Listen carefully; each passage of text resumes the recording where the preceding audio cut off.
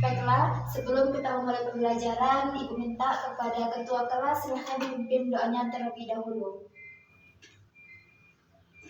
Baik, terima kasih kepada ketua kelas yang sudah memimpin doa kita. Semoga dengan doa tadi anak-anak Ibu dapat menerima ilmu yang akan Ibu sampaikan. Nah, sebelumnya gimana kabar anak Ibu hari ini? Apakah ada dari teman-teman yang tidak hadir? Alhamdulillah hadir semua. Semoga pertemuan berikutnya lebih semangat lagi ya. Nah, sekarang kita memasuki semester 2. Nah, di mana di semester 2 ini kita mulai dengan materi baru dan dengan suasana baru dan kondisi yang baru. Nah, di mana kita belajar mengenai mata pelajaran fikih, yaitu materi hutang piutang, gadai dan hiwalah.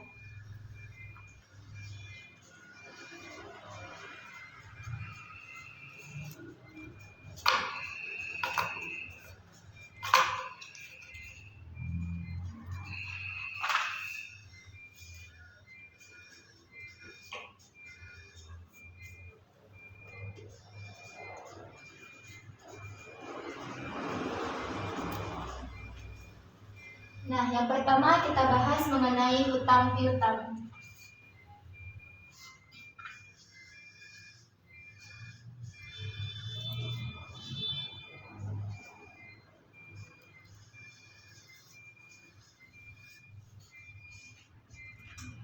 Anak Ibu tahu itu apa hutang piutang? Nah, hutang piutang adalah penyerahan suatu benda dengan perjanjian bahwa ia akan mengembalikan dalam jumlah yang sama dan dalam waktu yang telah disepakati. Nah, lalu dasar hukum dari hutang piutang ini terdapat dalam Quran surat Al-Baqarah ayat 245. Nah, anak-anak Ibu bisa melihatnya di buku masing-masing. Nah, sekarang dengarkan Ibu membacanya ya. A'udzu billahi minasyaitonir rajim. Bismillahirrahmanirrahim. Man dzalladzi yaqridullaha qardan hasanan fayudha'ifahu lahu ad'afan katsirah. Wallahu yaqbidu wa yabsutu wa ilaihi turja'un. Yang artinya, siapakah yang mau memberi pinjaman kepada Allah dengan pinjaman yang baik atau menafkahkan sebagian hartanya di jalan Allah, maka Allah akan melapangkan atau memperlipat gandakan pembayaran kepadanya dengan pembayaran yang banyak. Dan Allah menyempitkan dan melapangkan rezekinya, dan kepadanya lah kamu dikembalikan. Nah, dalam hutang piutang ini tentu ada dua orang, yaitu yang pertama, orang yang berhutang.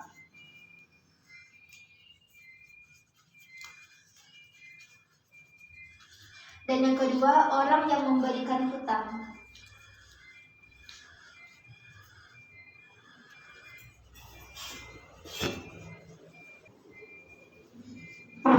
Nah, di mana orang yang berhutang ini, dia diperbolehkan berhutang dengan catatan bahwa ia benar-benar dalam keadaan darurat atau benar-benar membutuhkan. Nah, kemudian orang yang memberikan hutang ini, dia memberikan bantuan kepada sesama manusia itu dengan cara memberikan uang, yaitu dan nantinya akan dilipat gandakan pahalanya oleh Allah. Selanjutnya kita masuk kepada hukum hutang piutang. Nah, hukum hutang piutang ini ada 3, yaitu yang pertama mubah, yang kedua wajib, dan yang ketiga haram. Kapan dikatakan hutang piutang mubah? Yaitu orang yang berhutang dikatakan mubah atau boleh, dan orang yang memberikan hutang hukumnya sunnah karena dia membantu sesama manusia. Kemudian orang yang memberikan hutang dikatakan wajib apabila peminjam benar-benar dalam keadaan darurat atau benar-benar membutuhkan. Nah, contoh dari hukum yang wajib ini di mana apabila peminjam itu benar-benar dalam keadaan yang terdesak. Misalnya, dia sudah beberapa hari tidak makan, lalu dia berhutang untuk membeli beras. Nah, itu boleh, hukumnya wajib. Kemudian dikatakan haram apabila berhutang itu untuk hal-hal yang dilarang dalam agama Islam, seperti dia itu berhutang untuk membeli minuman keras ataupun dia berhutang untuk membeli narkoba. Nah, sampai di sini paham anak-anak? Kemudian kita lanjut kepada ketentuan hutang piutang. Nah, dalam hutang piutang ini juga ada ketentuannya, yaitu yang pertama, berhutang itu harus ada saksi dan juga ditulis. Kemudian yang kedua, pemilik uang tidak boleh mengambil keuntungan atau memanfaatkan orang yang kemudian melunasi hutang dengan cara yang baik. Kemudian apabila terjadinya keterlambatan dalam membayar hutang, maka dia memberitahukan kepada pemilik uang. Kemudian bersegera melunasi hutang.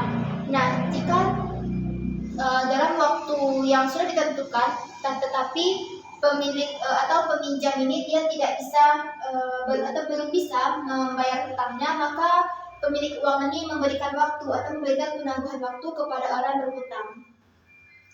Kemudian adat hutang piutang.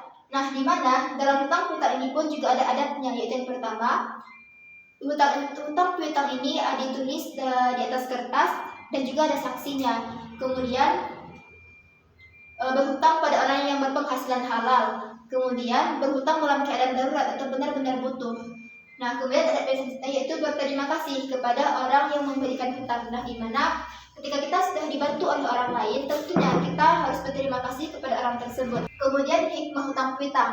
Nah, hikmah ini dia ada dua, yaitu bagi orang yang berhutang dan juga bagi orang yang memberikan hutang. Yang pertama, bagi orang yang memberikan hutang, yaitu dia menebar rasa syukur kepada Allah, kemudian menambah rasa persaudaraan, kemudian meningkatkan rasa empati dan solidaritas, dan dia juga mendapatkan pahala karena membantu semua orang lain itu merupakan ladang ibadah. Kemudian bagi orang yang berhutang ini menguji kesabaran dan keimanan, kemudian kesulitan hidup menjadi berkurang, beban hidup menjadi lebih ringan, dan juga bisa untuk membuka usaha dari modal hasil berhutang tadi. Nah, mengenai materi hutang piutang ini, apakah ada yang paham atau ada yang ingin ditanyakan? Nah, jika paham, kita lanjut kepada yang kedua, yaitu mengenai gadai.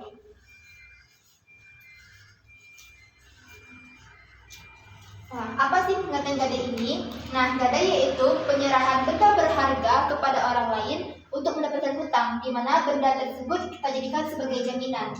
Lalu, dasar hukum dari gadai ini yaitu Quran Surat Al-Baqarah ayat 283. Nah, anak-anak ibu bisa melihatnya di buku masing-masing. Sekarang aku bacakan. A'udzu billahi minasyaitonir rajim. Bismillahirrahmanirrahim. Wa in kuntum ala safarin wa lam tajidu katiban farihanun maqbudah. Fa in amina ba'dukum ba'dan falyu'addi alladhi tumina amanatahu wal yattaqillaha rabbah wa la taktumus syahada wa man yaktumha fa innahu athimun qalbuh wallahu bima ta'maluna alim. Ya, artinya, dan jika kamu dalam perjalanan sedang kamu tidak mendapatkan seseorang penulis, maka hendaklah ada barang jaminan yang dipegang. Tetapi jika sebagian kamu mempercayai sebagian yang lain, hendaklah yang dipercayai itu menunaikan amanatnya atau utangnya, dan hendaklah dia bertakwa kepada Allah Tuhannya. Dan janganlah kamu menyembunyikan kesaksian, karena barang siapa menyembunyikannya, sungguh hatinya kotor atau berdosa. Allah mengetahui apa yang kamu kerjakan. Nah, dari surat Al-Baqarah ayat 283 ini, hukum dari gadai itu adalah mubah atau diperbolehkan. Kemudian masuk kepada rukun dan syarat gadai. Rukun gadai ini ada 3. Yang pertama itu sigat atau ijab kabul. Yang kedua yaitu al-aqidan atau 2 orang yang berakad. Yang ketiga yaitu al-maqud alaih, yaitu barang yang menjadi objek gadai. Kemudian syarat gadai, di mana orang yang menggadaikan ini dia balik, berakal, dan juga dia mampu mengelola hartanya. Kemudian syarat yang berhubungan dengan barang gadai yaitu barang tersebut mampu untuk menutupi hutangnya. Kemudian barang itu milik diri dia sendiri. Dan yang ketiga, barang itu diketahui jenis, bentuk, dan ukurannya. Nah, sampai di syarat gadai ini ada yang ibu paham? Kita lanjut kepada ketentuan gadai. Nah, ketentuan gadai ini ada 3. Yang pertama, barang yang digadaikan itu memiliki nilai ekonomi. Maksudnya, barang itu bisa menjadi jaminan bagi pemilik uang. Kemudian yang kedua, barang itu adalah amanah, di mana barang gadai itu adalah milik dari orang yang menggadaikan tadi. Nantinya setelah barang itu atau setelah hutang itu dilunasi, maka barang tadi akan dikembalikan lagi kepada pemiliknya. Kemudian yang ketiga yaitu barang gadai dipegang oleh pemilik uang selama masa perjanjian atau kesepakatan. Selanjutnya yaitu pemanfaatan barang gadai. Nah, yang dimana barang gadai ini tadi kan milik dari orang yang menggadaikan. Nah, dimana pemilik uang ini dia tidak boleh memanfaatkan barang gadai tersebut. Namun ada kondisi di mana pemilik uang ini dia berhak untuk memanfaatkan barang gadai tersebut, yaitu berupa kendaraan atau berupa hewan yang bisa diperah air susunya, dan dia juga bisa mengeluarkan biaya untuk biaya perawatan barang gadai tersebut. Contohnya, misalkan hewan itu berupa sapi, nah dia mengeluarkan biaya untuk perawatan atau mengecek kesehatan sapi itu. Nah, nantinya dia juga bisa memanfaatkan air susu yang diperah dari air sapi tersebut. Kemudian, biaya perawatan barang gadai. Nah, jika dibiayai oleh pemilik dari barang tersebut, maka pemilik uang ini dia tidak boleh memanfaatkan barang gadai tersebut. Namun, jika dibiayai oleh pemilik uang, nah dia boleh memanfaatkan barang gadai tersebut sesuai dengan biaya yang dia keluarkan, tidak boleh lebih. Kemudian, pelunasan hutang dengan barang gadai yaitu jika telah jatuh tempo, tetapi hutang tadi tidak dilunasi oleh peminjam uang, maka pemilik uang ini dia berhak untuk menjual barang gadai tersebut untuk dijadikan sebagai pelunasan dari hutang tadi. Kemudian hikmah gadai. Nah, hikmah gadai ini yaitu yang pertama, memelihara harta agar tidak hilang hak pemberi pinjaman. Yang kedua, jika telah jatuh tempo, maka pemilik uang ini dia berhak untuk menjual atau memanfaatkan barang gadai itu untuk melunasi hutang-hutang dari peminjam tadi. Nah, sampai materi gadai ini Anak Ibu paham? Jika paham, kita lanjut kepada yang ketiga yaitu hiwalah.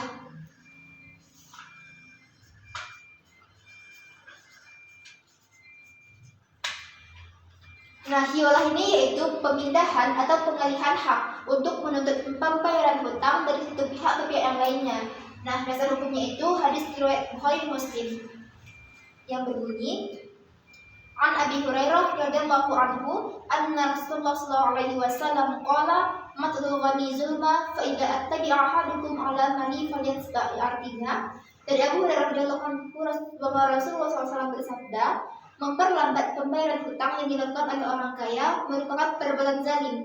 Jika salah seorang kamu dialihkan kepada orang yang mudah membayar hutang, maka hendaklah beralih atau diterima pengalihan tersebut. Hadis riwayat Bukhari Muslim. Nah, kemudian rukun hiwalah. Rukun hiwalah ini yaitu yang pertama ada muhil. Muhil ini yaitu orang yang berhutang. Kemudian yang kedua itu muhal. Muhal adalah orang yang memberikan hutang. Dan yang ketiga itu muhal alai. Muhal alai ini yaitu orang yang dihiwalahkan atau yang menanggung dari pembayaran hutang dari pihak pertama tadi atau muhil. Kemudian yang keempat itu ada piutang muhal kepada muhil. Yang kelima ada piutang muhal alai kepada muhil. Dan yang keenam sigat ijab kabul. Kemudian syarat hiwalah. Nah, yang dimana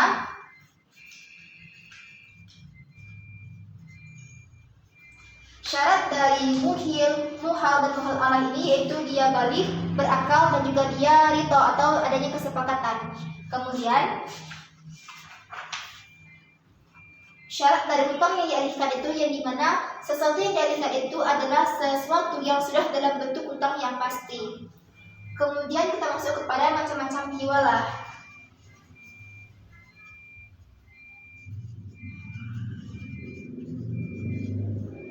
Yang pertama itu dari segi objeknya. Nah, dari segi objek ini, hiwalah itu ada dua, yaitu yang pertama hiwalah al-haq, dan yang kedua hiwalah al-dain. Hiwalah al-haq ini yaitu apabila yang dipindahkan itu adalah hak untuk menuntut pembayaran hutang. Sedangkan hiwalah al-dain yaitu apabila yang dipindahkan itu adalah kewajiban untuk menuntut pembayaran hutang. Kemudian yang kedua itu dari segi akadnya. Dari segi akad ini hiwalah itu juga ada dua, yaitu hiwalah al-muqayyadah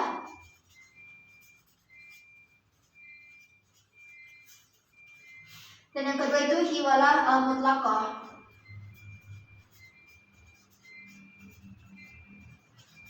Hiwalah al-muqayyadah yaitu pemindahan sebagai ganti pembayaran pihak pertama kepada pihak yang kedua. Sedangkan hiwalah al-mutlaqah yaitu Pemindahan tidak ditegaskan sebagai ganti pembayaran pihak pertama ke pihak kedua.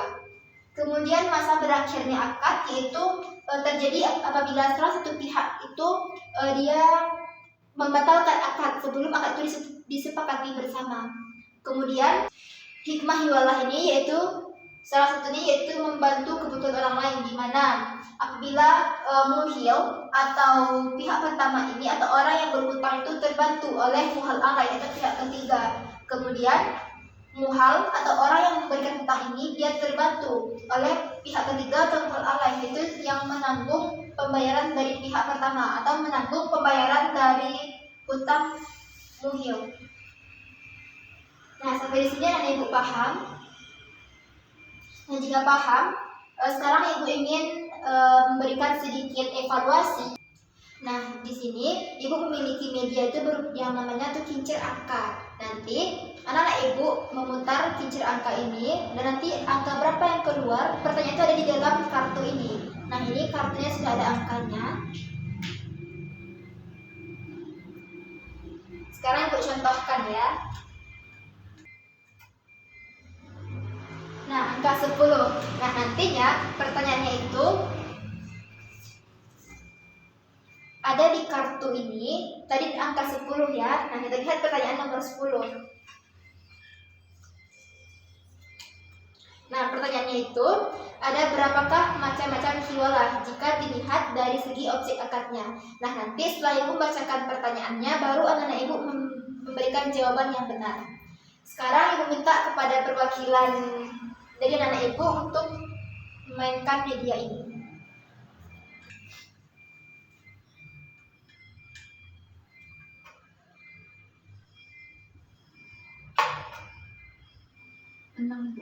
Angka 6.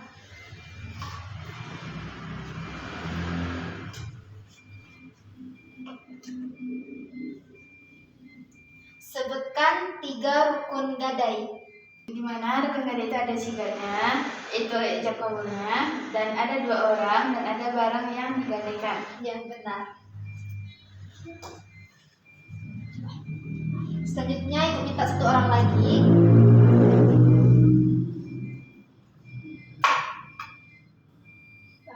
Nomor 8. Nah, di pertanyaan nomor 8 itu balih dan berakal termasuk ke dalam titik-titik hiwalah. Jadi balik dan berakal itu termasuk pada syarat dari hiwalah, Bu. Ya, benar. Kita beri aplaus kepada teman kita. Ibu rasa anak-anak ibu semua sudah paham mengenai materi tentang hutang piutang, gada dan hiwalah. Nah, sini kita simpulkan ya. Nah, di mana hutang piutang itu adalah pemberian atau penyerahan barang kepada orang lain dalam jumlah yang sama dan dalam waktu yang telah disepakati. Kemudian pengertian gada yaitu memberikan atau penyerahan benda berharga kepada orang lain untuk mendapatkan hutang. Kemudian hiwalah ini yaitu pemindahan atau pengalihan hak untuk menuntut pembayaran hutang dari satu pihak ke pihak yang lainnya. Nah, lalu dalam hutang piutang ini ada 2 orang, yaitu orang yang berhutang dan juga orang yang memberikan hutang. Nah, dalam gada ini ada rukun itu sigat atau ijab kabul, kemudian al-aqidan atau 2 orang melakukan akad, dan yang ketiga itu al-ma'qud alaih, yaitu barang yang digadaikan. Kemudian di dalam hiwalah ini syarat rukunnya itu ada muhil, muhal alaih, kemudian ada piutang muhal kepada muhil, ada piutang muhal alaih kepada muhil, dan juga sigat atau ijab kabul. Nah, untuk pertemuan berikutnya kita akan membahas mengenai materi sewa, menyewa, dan upah. Nah, untuk itu ibu meminta kepada anak-anak ibu untuk membaca bukunya di rumah. Nanti di pertemuan berikutnya jika ada pertanyaan atau ada yang kurang mengerti, anak-anak ibu bisa menanyakan kepada ibu. Demikianlah materi kita hari ini. Kita sudahi dengan membacakan hamdalah. Alhamdulillahirrabbilalamin. Dan kita tutup dengan membacakan doa kafaratul majelis. Subhanaka Allahumma wa bihamdika asyhadu an la ilaha illa anta astaghfiruka wa atubu ilaik. Assalamualaikum warahmatullahi wabarakatuh.